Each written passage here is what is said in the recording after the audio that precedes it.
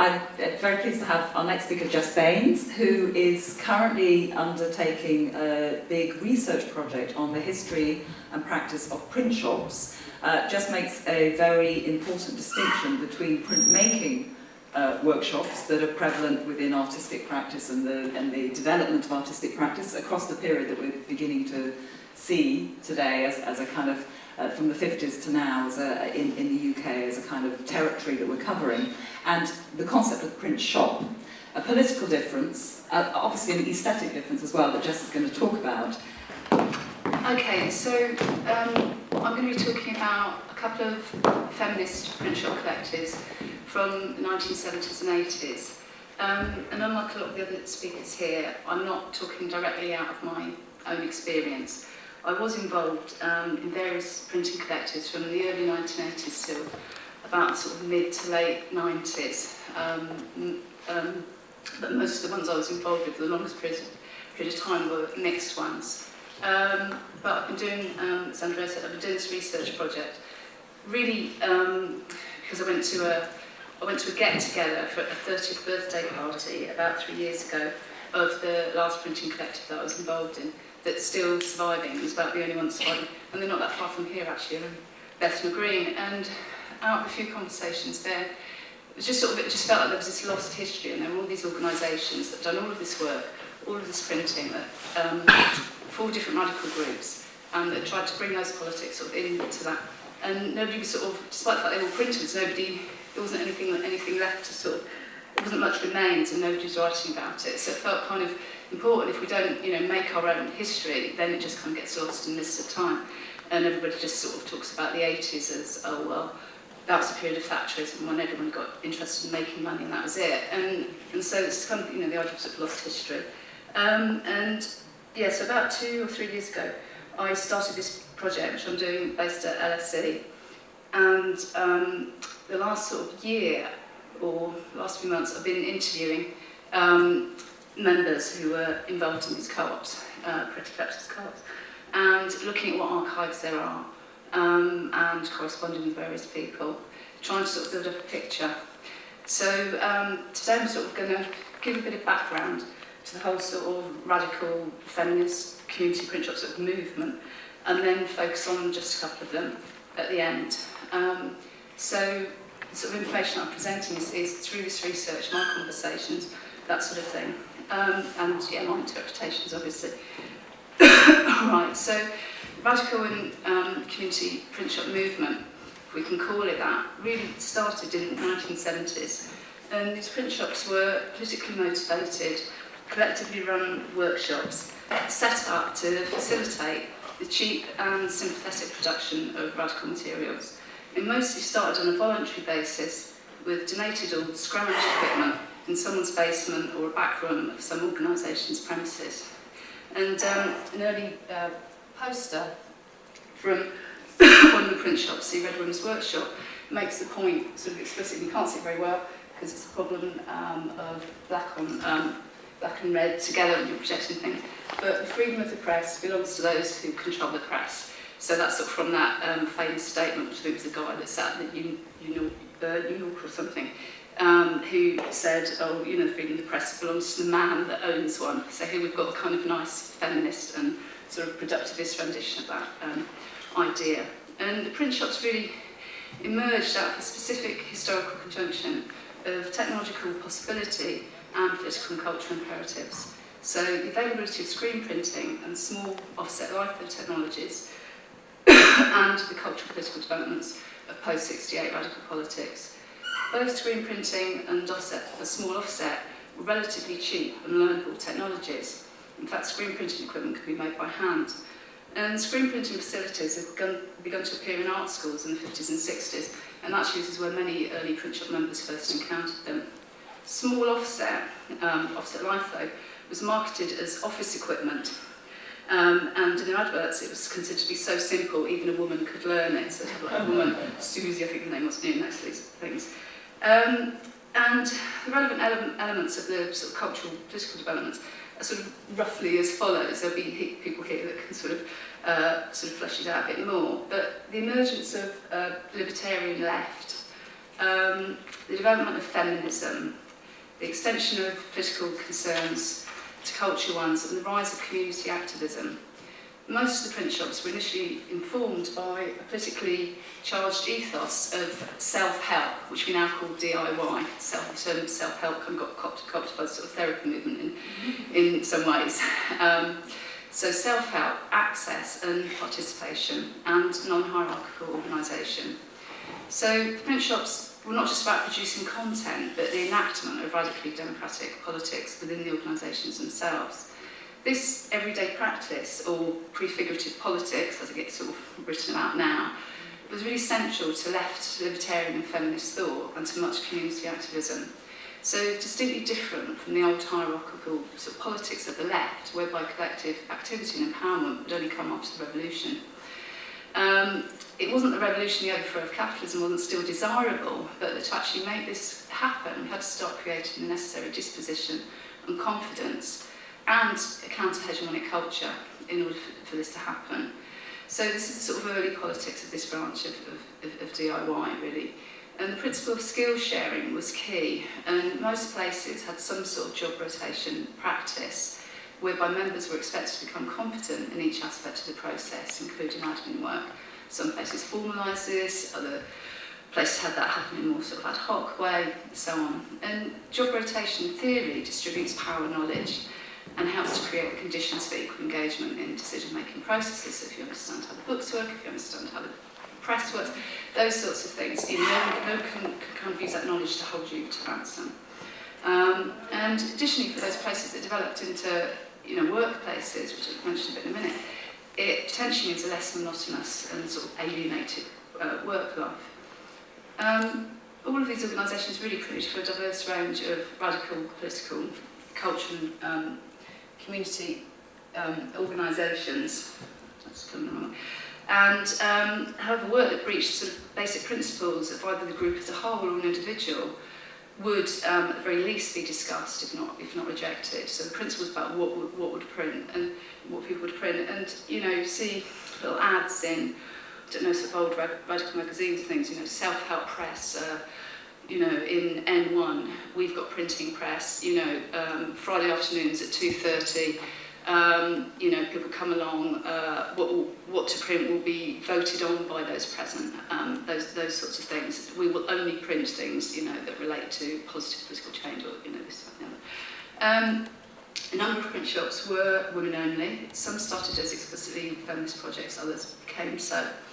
And just actually. Of things. Sort of slide some of the commonalities between the things. So political perspectives of members within different organisations usually shared some sort of common left or left libertarian ground, anti-capitalist and state, of course, but sort of varying degrees, anti-hierarchy, pro-feminist, anti-imperialist, anti-racist and so on. They weren't by any means unified. These weren't party presses. It was not the press of the Socialist Worker Party or something like that. Often, you know, quite different perspectives going at the same time. Some members had previously worked as printers, a significant number had been to art school, and most had been involved in some sort of political activity. And printers were really networks, part of networks of political and cultural activists, publishers, distributors, and facilitated an awful lot of radical community print media for at least 20 years. So, yeah, I've just sort of got a bit of a sort of list here.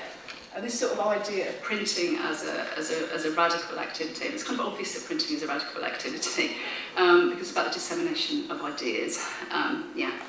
Okay, so historically the print shops can be perceived as attempts to facilitate political, contestatory and empowering alternatives to both the forms and practices of dominant media and culture.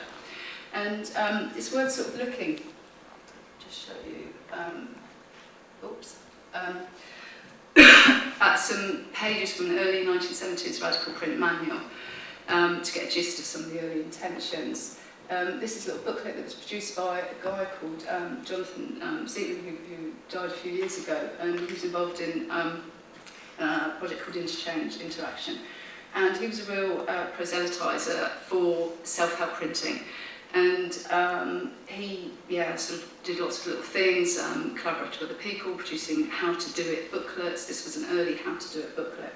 Found a copy of this in St Nine's library, very battered, and it's quite nice that it sort of found its way there. And there's a bit here where he writes, using minimal techniques described here, we can produce good results by ourselves in a small scale and in an unalienated way. It is ours.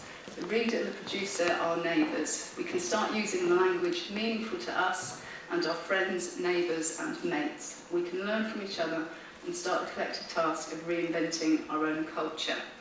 And a little bit below, while we learn the limitations and capabilities of the machine, we develop our own language.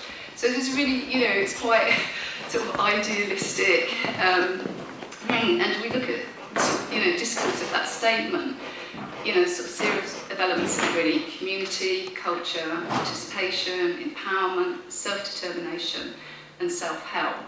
And the presentation of the technology is simple, using sort of minimal techniques, sort of signals its democratic potential. So if the technology is easy to use, it means it's accessible, which is sort of arguments that are sort of being made now about sort of, ICT technologies and things like that.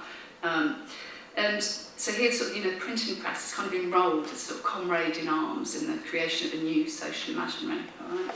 So these sort of ideas are sitting behind, quite a few of those early, particularly kind of community-orientated presses. And here's some pages of a later version of that. We no longer just have to consume, we can create what we need, this sort of thing. Yes, we don't have to just passively receive, we can join and we can participate.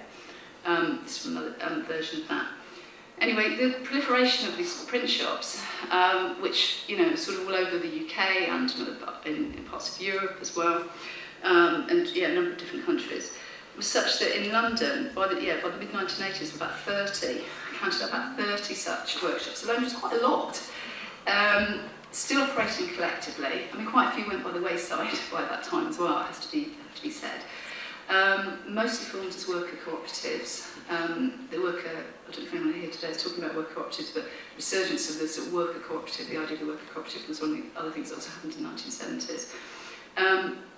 Paying some sort of wages, either by operating commercially in inverted commas, for sympathetic groups, or through left Labour, run local authority, or arts board funding. And it sort of shook out into about 3 different types, really, with some sort of crossover. So the service printers, they did it for you. So that was sort of, a radical collective group that set up to sort of, provide printing for groups that, had little money, had difficulty getting things elsewhere, but they sort of, they sort of did it for you. The community or self-help or print resource centres, all these terms were used, you did it with their help. And, these, places had sort of got some sort of funding to do that. Often kind of community arts sort of rubric, that kind of thing. And then poster collectives. There were a few of these about that really tend to be kind of relatively self-contained groups set up to design and print political poetry that also often took on some service printing as well. Right, so those sort of types. And and so the sort of ones that operated commercially tend to be referred to as radical alternative print shops, and the ones that relied on funding as community print shops. And community is one of those tricky terms that kind of lots of people try and grab hold of. We see it again now, sort of whole big society thing. What does Cameron mean by community? What did Blair mean by community? What did this kind of local authority mean by it? It's one of those kind of, empty signifiers that people sort of throw meaning at, and it's, becomes something, but, and at that time as well, it was also a tricky concept too, but anyway, community. So unless it was an entirely voluntary operation, which is, really hard to sustain, most places had to negotiate their survival and their identities, either in relation to the market or the state, albeit in somewhat kind of ameliorated forms of those constitutions. So the rest of what I'm going to talk about, I want to sort of turn to a couple of these feminist collectives. The aims and practices of the feminist print shop shared a lot of the general ethos and practices that I've just described. However, there's of course an additional dimension. The women's print shops also construed printing as a challenge to male dominance on two fronts.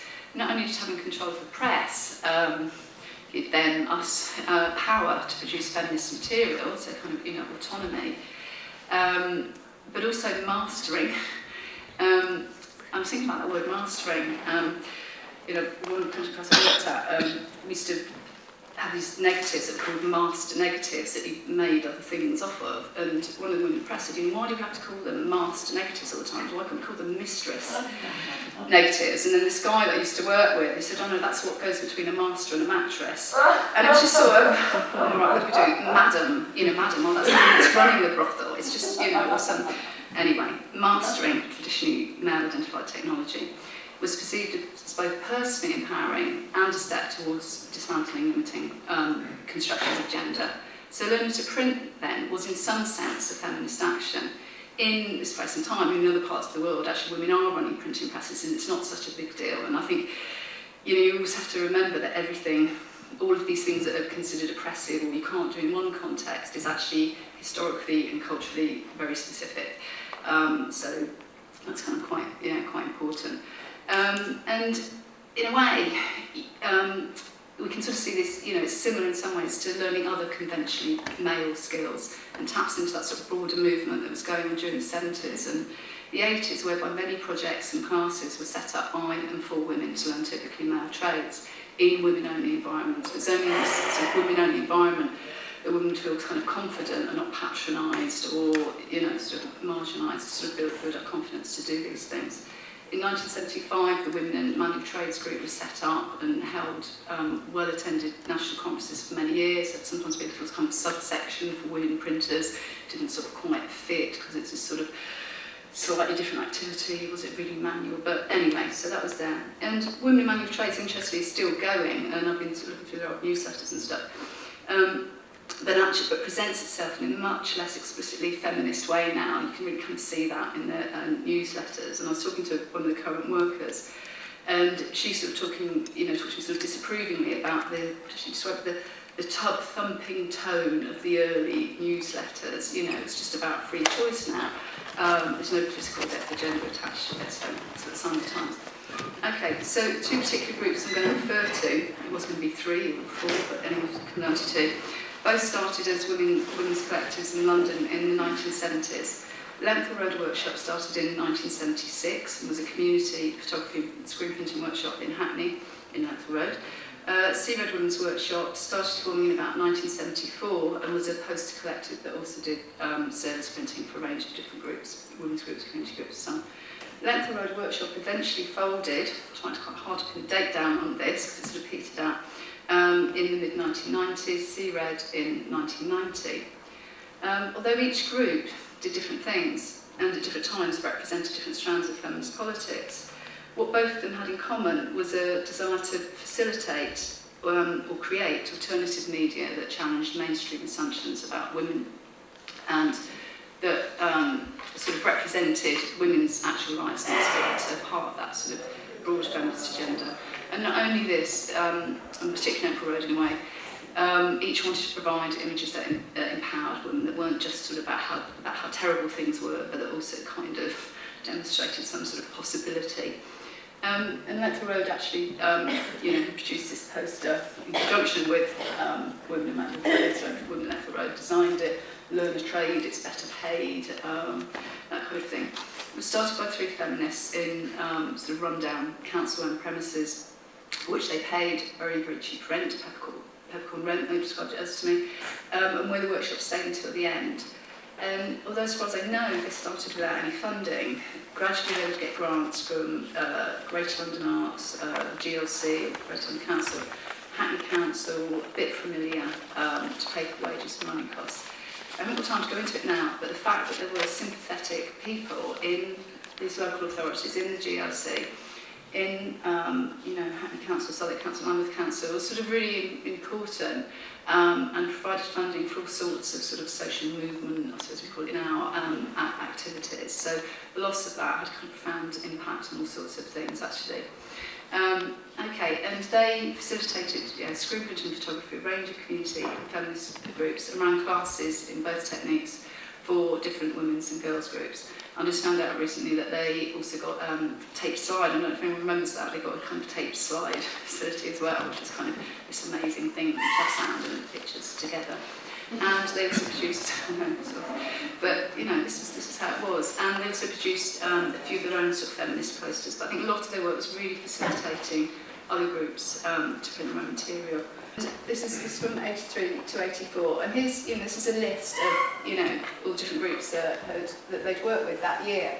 So, you know, we've got things, I don't know, Physics for Women. We've got Who Killed Colin Roach video group.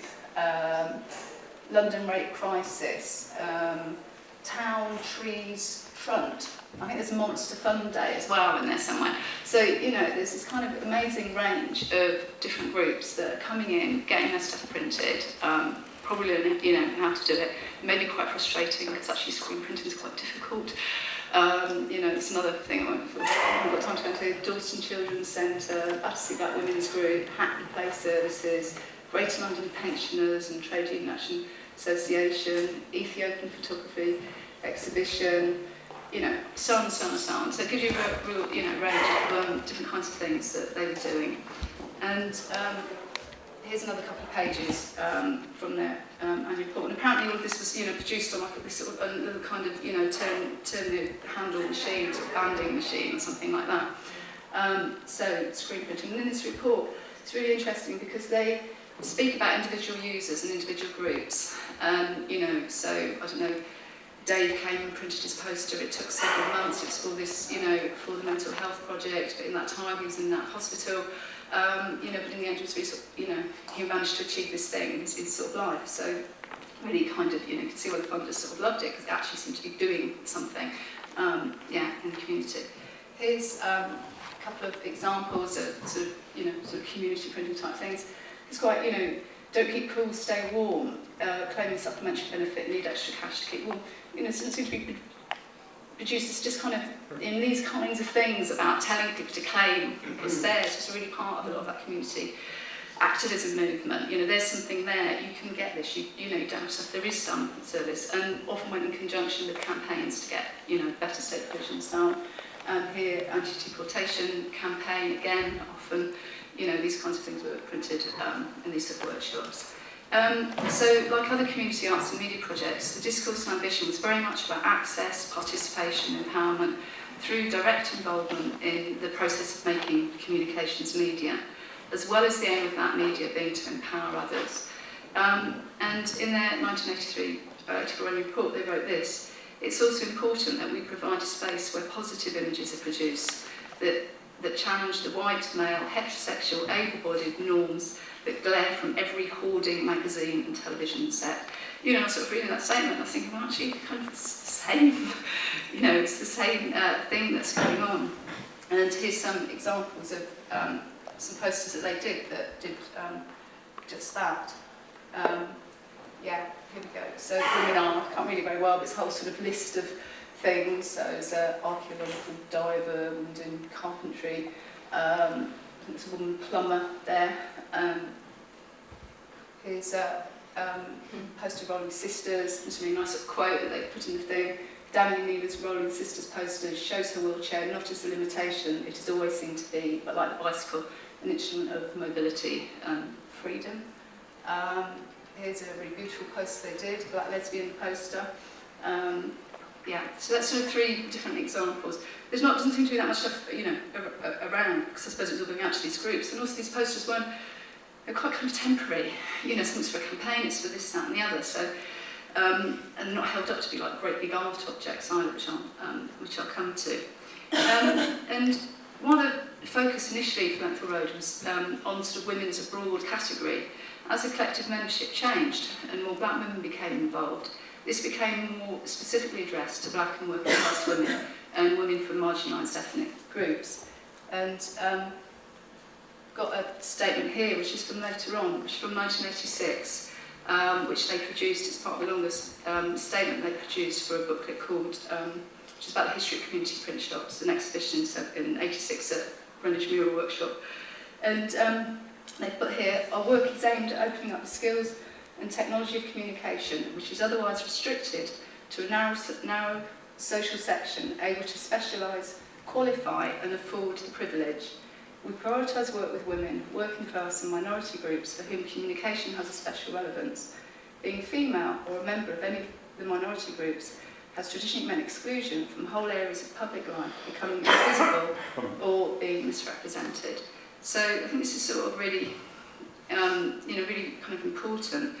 And from this sort of broader statement that I've sort of drawn this quote from, it seems like the collective, despite that list of sort of groups that they're printing for, perceived a contradiction in what the workshop's aims were and its relationship with the local black and working class communities which they purported to serve. So it's in Lethborough Road, it's in Hackney. You think about the kind of social composition of Hackney at that time and still now.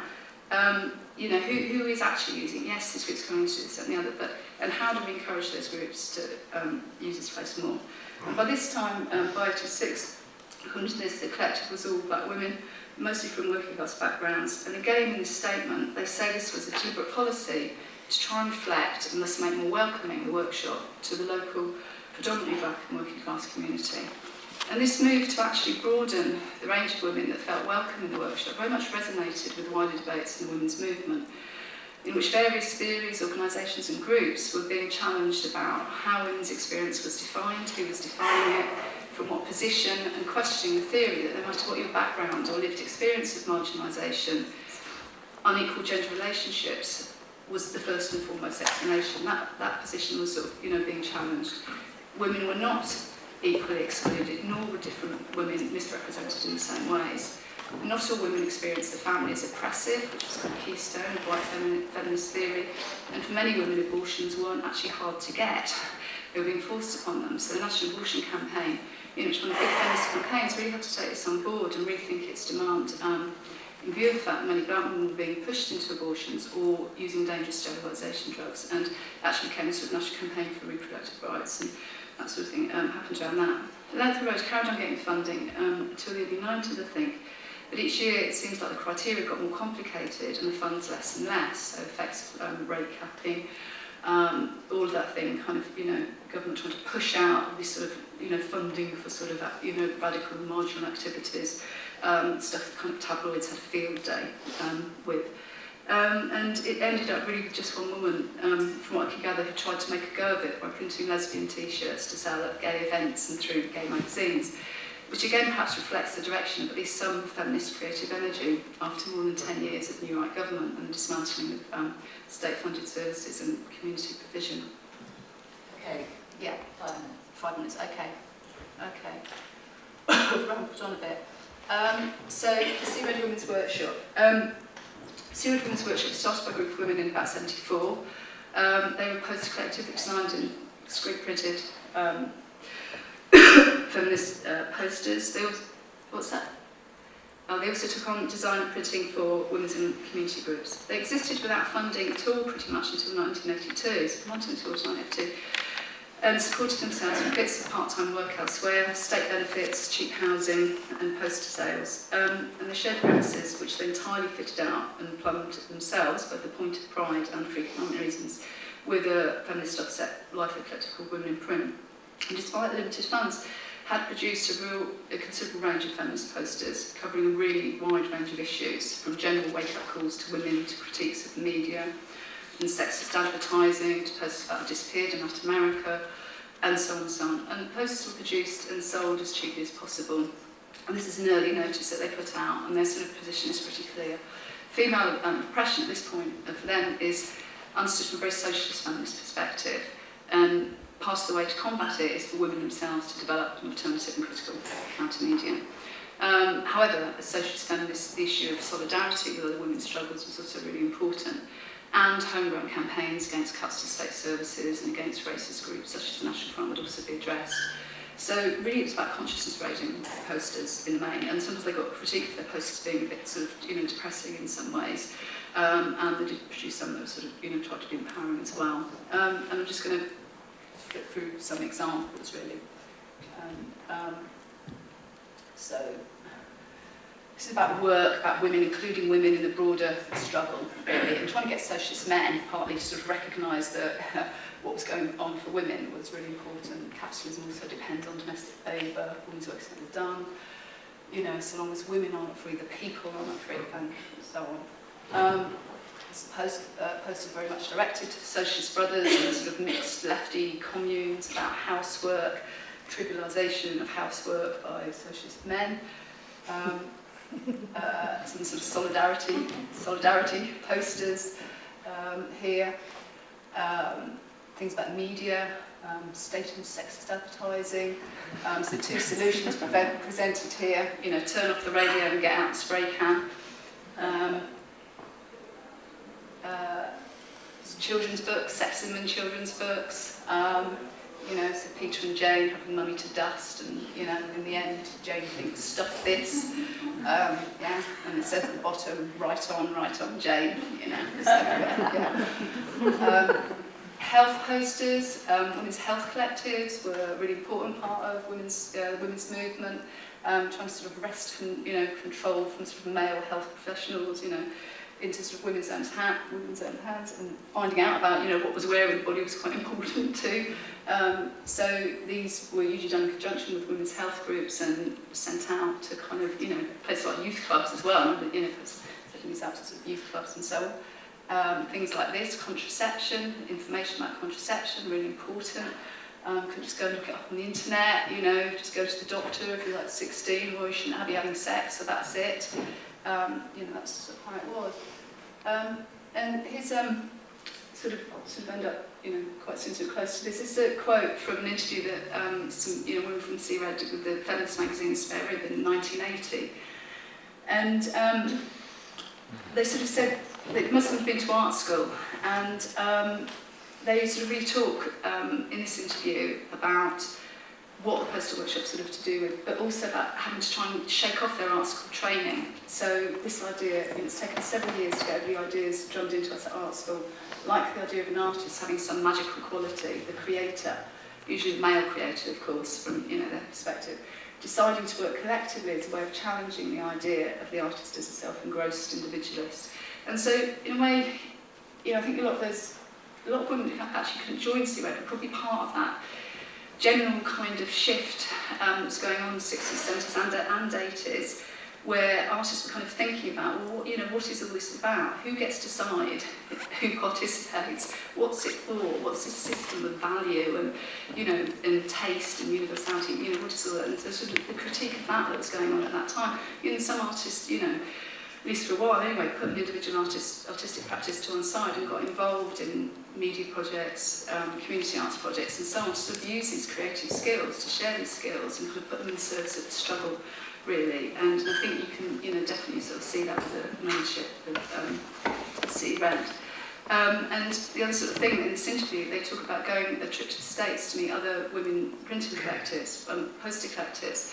One of the things they say is that, you know, they were sort of really disappointed because actually a lot of these workshops had galleries attached to them, and there'd be sort of limited edition prints being sold for £30, which means a lot of money then.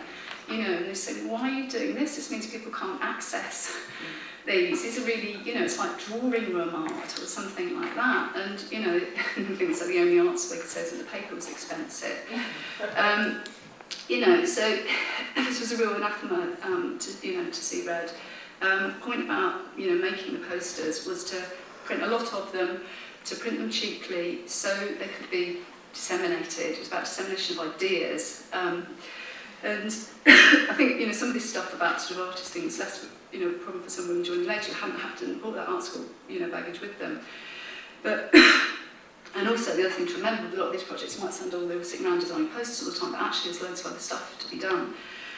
C-Red received GRC funding for 4 years, from 82 to 86, when the Thatcher government closed GRC down. And at that time, they didn't really add to the body of posters, interestingly, that had been made. I think it was, I think for a number of reasons, although they tinkered with a few of these. Being grant-aided takes up time. You know, it's a 3-monthly review, so on and so on. There are various conditions, to do proper wages and accounts, employ a bookkeeper, keep doing reprints of these posters, and so on and so on. After 86, the women tried to reinvent the service printing side and attempted to diversify printing products, interestingly, to be purchased by the emerging pink pound, and not so different from the final fate of the sort of length of road. But the remaining collectors, simply didn't have the capital backup or entrepreneurial sort of nous to succeed commercially. And also a lot of those groups I've been printing for had also lost their funding. And there was a photocopier, as somebody mentioned to me the other day from Length of Road, saying lots of groups, now you could get access to photocopying, you could be quite creative with it. And you could print lots of things, so screen printing, lots of materials, costing and so on. So what's the story? Anyway, there's much more to say, always, but I've just tried to provide a bit of an overview. I think key to both groups was the issue of access. Length of Road coming very much out of that community arts ethos, and then questioning that some more. C-Red through a commitment to creating and distributing counter media as cheaply as possible. I think there's much talk of DIY culture, again, and participation in the last few years. Books coming out, the resurgence of interest in zine cultures, craftivism, hacktivism, guerrilla gardening and so on. But I think amidst all the excitement about this, we should be cautious about any big claims. If we're interested in this because it seems to signal some kind of democratic potential, we have to ask who that demos includes. We're not all free and equal agents with nothing to lose but our iPads. That's it.